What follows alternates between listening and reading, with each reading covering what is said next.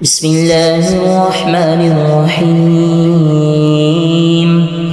ولقد آتينا لقمان الحكمة عن اشكر لله ومن يشكر فإنما يشكر لنفسه ومن كفر فإن الله غني حميد.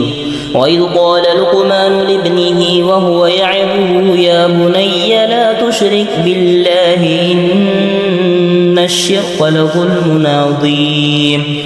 ووصينا الإنسان بوالديه حملته أمه وهنا على وهن وفصاله في عامين أن اشكر لي ولوالديك إلي المصير.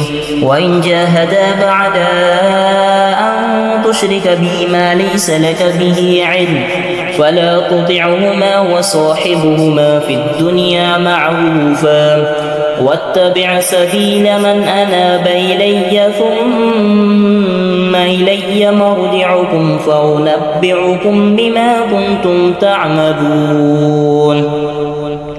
يا بني إنها إن تك مثقال حبة من خردل فتكن في صخرة أو في السماوات أو في الأرض يأت بها الله إن الله لطيف خبير.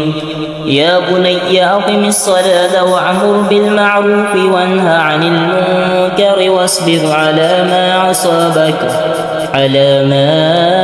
أصابك إن ذلك من عزم الأمور.